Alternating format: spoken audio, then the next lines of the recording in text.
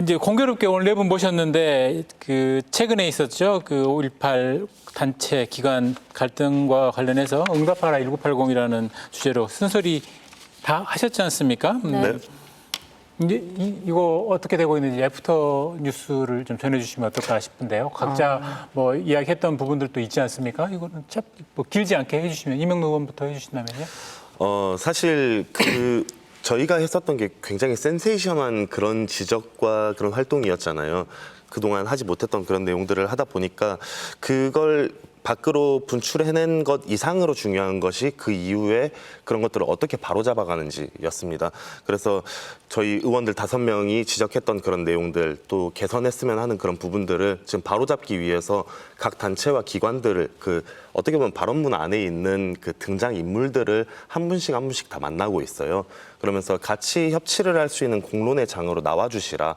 함께 이야기를 나누면서 좀 이야기도 듣고 그리고 바로 잡아가자 이런 내용들로 지금 활동을 전개를 하고 있고요. 앞으로 토론회라던가 그리고 또 잦은 간담회를 열어가면서 그런 내용들을 또 시민들께 알리고자 합니다. 그때 그 발언 이후에 어떤 개인적인 뭐 후일담이라든지 뭐 이런 걸 전해주셔도 됩니다. 네. 예. 네. 후일담은 최은지원이 맞습니다. 네, 발언하기 전에는 사실 네.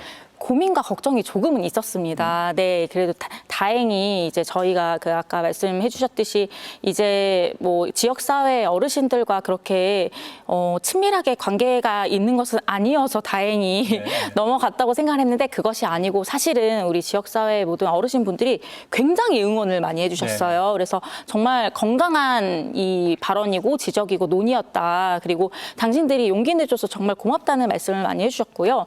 저희의 발언으로 인해서 좀 상처받으시거나 좀 서운하신 분들이 있다면 그분들께 지금 사과의 말씀도 드리고 있습니다. 네네. 왜냐하면 저희는 5.18의 정신을 부정하거나 5월 정신을 뭐 폄훼하려고 하는 것이 아니었어요. 그래서 만약에 그런 의견들이 있다면 그것은 저희의 표현이 좀 부족했다. 좀 귀엽게 이해를 해주시고 그것을 바로잡기 위해 연구 모임을 발족을 했습니다. 그래서 앞으로는 우리 5.18이 우리 세대에서도 정말 자랑스러운 우리의 자랑인 5.18이 될 수 있도록 저희가 최선의 노력을 다할 계획입니다. 네, 좋습니다. 네. 여기서 한마디 꼭 드리자면 네. 저희가 5.18을 이어온 그 단체의 그런 정신을 부정한 건 아닙니다. 지금까지 있기에는 5월 단체가 분명히 노력했고 지금까지 역할을 충실히 했다고 생각하는데 이제 현 세대와 미래 세대로 넘어가기 위해서는 과거처럼 하면 너무 진부하지 않나. 그다음에 현재 시민들이 많은 피로감을 느낀다. 이런 부분을 말씀드린 거고 앞으로는 저는 이제 이게 5.18이 추모가 아니라 약간 축제장도 열렸으면 좋겠다는 취지로 말씀을 드립니다. 물론 아픔이 있고 어떤 사망자, 당사자의 가족들은 슬픔이 있겠지만 언제까지 추모만 할 거냐. 추모와 플러스 축제장으로 열리면서 5.18 브랜드를 이 5월을 광주를 5월에 방문한 해로 좀 바꾸는 것도 방문한 달로 바꾸면 조금 더 광주의 5.18 좀 더 많이 알려지고 5.18 정신을 많이 홍보할 수 있지 않나 이런 취지로 또 말씀을 드리고 있습니다. 또 이게 다른 방식으로도 기억하는 방법이 될 수 네네. 있는 거라는 네네. 말씀 해주신 것 같고요. 강 의원은 어떠신가요? 예, 뭐 앞서 여러 의원님들께서 말씀 주셨기 때문에 결국 다 똑같은 마음일 것 같습니다. 이 5.18 광주 정신을 지금 끝내는 것이 아니고 어떻게 하면 후대에 더 지속 가능할 수 있도록 만들어갈 것인가에 대한 고민이 필요한 것이고 그 전에도 여러 차례의 고민들이 있었지만 이번에 광주 시민의 대리인인 시의회에서 좀 더 주도적으로 했다는 점에서 주목을 받았던 것 같고요. 이러한 흐름이 끊기지 않고 계속 할 수 있도록 우리 의원들이 힘을 모아갈 계획입니다. 네. 아무래도 이제 신인 정치인들의 눈으로 바라보면 광주도 또 이제 다른 어떤 문제들이 보일 수 있을 것 같아요. 뭐 지켜나가야 할 가치 혹은 바꿔야 되는 부분 이런 것도 좀 보일 것 같은데 그런 부분은 좀 어떤가요? 이제 초선 의원의 시각에서 보는 광주시에 대해서. 광주시 행정이나 뭐 출연단체 뭐 산하기관 이런 쪽의 이야기를 좀 해주시면 될 것 같습니다. 광주가 사실은 과거보다 많이 커졌습니다. 인구가 많이 늘어났고 그런데 광주 시민은 그걸 체감하지 못하는 것 같습니다. 이제 과거와 그대로 머물러 있고 현재 흔히 말하는 뭐 구경거리, 체험거리, 노잼 도시다, 관광할 게 없다 이런 이야기를 끊임없이 하는데 사실 그에 대한 변화가 10년, 20년 동안 전혀 없었다는 게 가장 안타깝고요. 앞으로 이런 부분을 어떻게 해결할 것인지 우리 시 집행부나 의회가 굉장히 많은 고민을 해야 될 것 같고요. 무엇보다도 그에 앞서 가장 많은 얘기를 하시는 거는 광주에는 일자리가 좀 부족하다. 예. 그다음에 이 먹고 사는 문제를 어떻게 해결할 것인가. 사실 먹고 사는 문제가 가정 경제가 바로 서야지 사실 그 다음에 종교적 얘기라든가 어떤 정책적 얘기, 그다음에 윤석열 정부에 대한 얘기도 많이 할 텐데 아직까지 그런 부분에 대해서는 광주시가 조금 더 많이 개선해야 되지 않냐.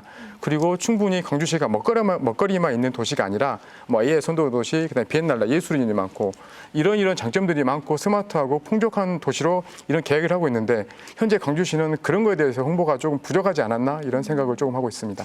이제 즐길거리에서 시작해서 심 의원께서는 이제 청년이 돌아오는 도시 네네. 광주에 대한 어떤 관심이 많으신 것 같네요. 왜냐하면 저희 상임위에 이제 청년 정책과가 있는데 네. 사실 한 해 청년 예산을 굉장히 많이 쓰고 있음에도 불구하고 이게 어떤 보조금 사업처럼 돈을 주는 사업에만 관심이 있고 그 외 근본적인 일자리 사업이라든가 어떤 대기업 유치, 그다음에 어떤 국가 산단을 유치한 반도체 산단이라든가 이런 거에 대해서는 조금 더 열심히 해야 되지 않나 시가 이런 생각을 항상 가지고 있습니다. 일단 이제 이번 질문의 경우는 이제 우리 젊은 정치인들은 광주시의 행정이라든지 주로 행정이 되겠죠. 행정을 보고 있으니까 어떤 진단을 하고 있는지 일반 지역민들하고 어떤 그 생각을 비슷하게 하고 있는지 이걸 여쭤보고 싶은 대목이거든요. 어떻습니까, 우리 최은지 의원은? 네, 저는 사실 제가 돌아온 청년입니다. 제가 이제 일자리를 찾아서 서울에서 이제 사회생활을 하다가 광주로 돌아온 지 한 2년이 채 안 됐는데요. 광주에 돌아와서 깜짝 놀랐던 것이 광주는 매우 가치 지향적인 도시이지만 대신에 변화가 굉장히 더딘 도시입니다. 그래서 제가 떠난 10년 전과 지금의 광주의 모습이 사실 저는 막 어마어마하게 바뀌지는 않은 것 같아요. 네, 그런데 저는 안타까운 것이 광주의 경우에도 지금은 이제 실용적인 부분에 좀 더 집중을 해야 한다고 생각을 합니다.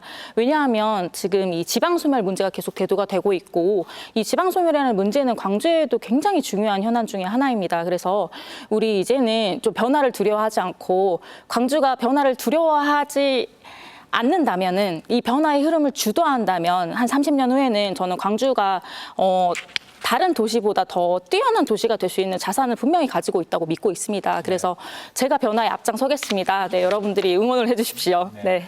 이명노 의원은 옆에서 고개를 계속 끄덕거리셨습니다. 많이 공감을 하시는 것 같은데 어떻게 진단을 하고 계신가요? 네, 앞서 두 분이 말씀하신 내용을 공감하지 않을 수가 없을 것 같고요. 다만 제가 생각하는 이제 광주의 문제라던가 좀 개선됐으면 하는 그런 방향은 약간 포커싱을 달리하고 싶습니다. 네. 그러니까 광주 시민들이 제가 지금까지 느낀 바 공직과 행정 그리고 정치에 대해서 피로감을 굉장히 많이 느끼고 있다는 걸 선거철부터 지금까지도 계속 느끼고 있습니다. 어떻게 보면 공직을 하는 그런 인물들 안에서의 유착관계라던가 아니면 그들 간의 이해관계, 아까 말씀드렸던 그 맥락과 비슷하게 이어지는 내용인데 그런 것들로 좀 얼룩져 있으니까 항상 행정과 공직은 그 사람들만 하는 그들만의 리그라는 생각이 있고 보통의 시민들이 여기에 직접 관심이나 투자나 이런 것들을 하지 않지 않나. 어쩌면 지역 현안이라는 것들 모든 방면에서의 지역 현안들이 그냥 모든 시민들이 같이 관심 가지고 담론을 형성만 해도 쉽게 해결이 되는 부분들이 있는데 그런 것들이 해결되지 않은 이유들도 근본적인 문제는 시민들이 정치의 피로감을 느끼고 네. 그리고 그 피로감을 해소하지 못하는 지금까지의 광주의 현실 이런 안타까움 이런 것들을 이야기하고 싶습니다. 네. 그런 실질적인 부분을 좀 연결지어서 이제 해결할 수 있는 부분들이 입법 활동일 것 같습니다. 네. 이제 각자 이제 처음 발의한 조례안도 좀 궁금하더라고요. 네네. 강 의원부터 한번 말씀을 해주실까요? 예, 저는 그 제1호 조례가 고독사 예방 및 사회적 고립가구 지원을 위한 조례였습니다. 우리가 흔히 고독사라고 한다고 하면 그 홀로 계시는 어르신들, 노인분들에게만 해당이 될 것 같은데요. 지금 전체 고독사 비율 중에 30대 이하가 7%에 육박합니다. 네. 우리가 여러 언론 미디어를 통해서도 젊은 청년들의 고독사 보도를 많이 보게 되는데요. 그래서 이 홀로 사는 노인 65세 이상을 지원하던 것을 전체 연령으로 확대한 것이 핵심이었고요.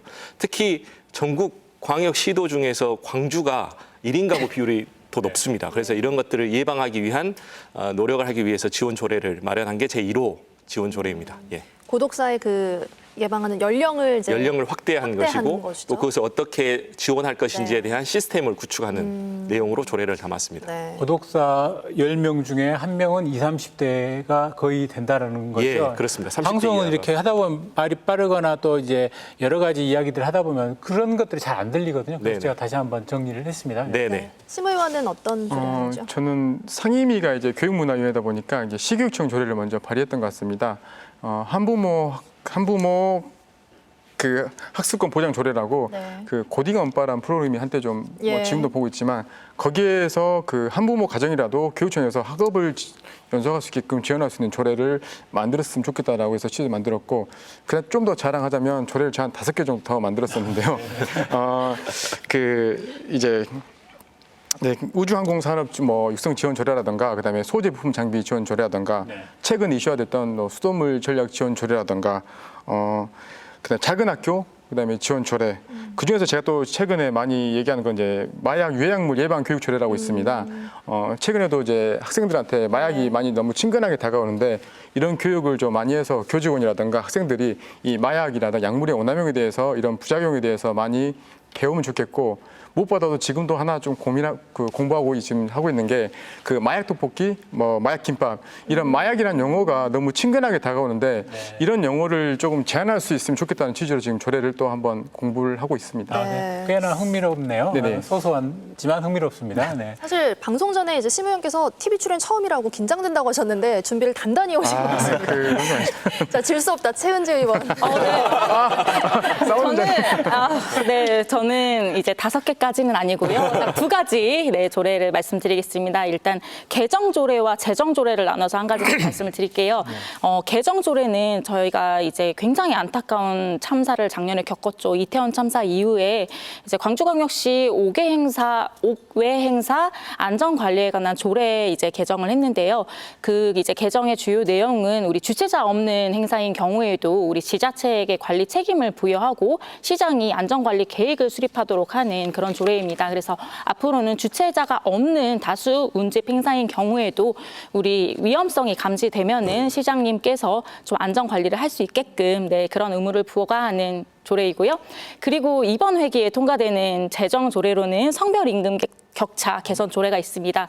우리 한국은 지금 27년째 OECD에서 이제 성별 임금 격차 1위 나라입니다. 그런데 사실은 이 조례를 만드는데 저 이전에도 굉장히 많은 의원님들이 노력을 하셨다는 것으로 알고 있어요. 그런데 뭐 실효성이라든지 뭐 동의 여부 이런 것 때문에 조금 이 조례 제정이 어려웠었는데 이번 회기에 우리 여기 계신 남성 의원님들을 포함한 남성 의원님들 전원의 공동 발의로 제가 추진을 했습니다. 네. 그래서 이번 회기에 이 성별 임금 격차 개선 조례는 통과가 될 것이고요. 이 조례를 이제 바탕으로 해서 우리 공공기관뿐만 아니고 민간 영역에까지 성별 임금 격차를 개선하는 효과를 기대하고 있습니다. 네. 자, 이제 세 분은 이제 만든 조례를 이제 홍보를 해주셨습니다. 이제 조례 홍보하시고 이명노 의원께서는 그 조례가 가져온 어떤 변화를 더 구체적으로 이야기를 해주시면 더 좋을 듯 싶습니다. 네. 마침 저도 개정 조례와 재정 조례가 하나씩 있어가지고 홍보 말씀을 이 2가지로 나눠서 드리겠습니다. 먼저 1호 조례가 마침 딱 그 2가지가 한 회기에서 통과되기도 했습니다.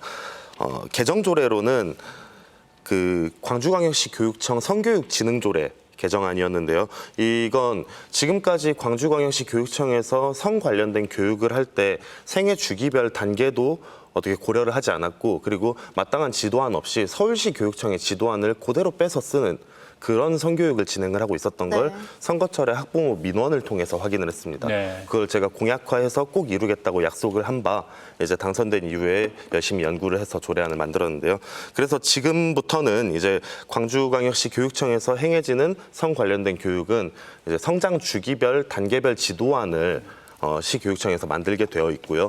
그리고 실제 전문 강사의 시수를 1년에 한 시수 이상은 무조건 포함을 하게 조례안으로 보조를 하면서 앞으로 성교육이 조금 더 체계적으로 이루어질 거라는 희망을 가집니다. 우리 아이들이 제 연령대에 맞는 성교육을 받을 수 있게 됐다라는 거죠? 맞습니다.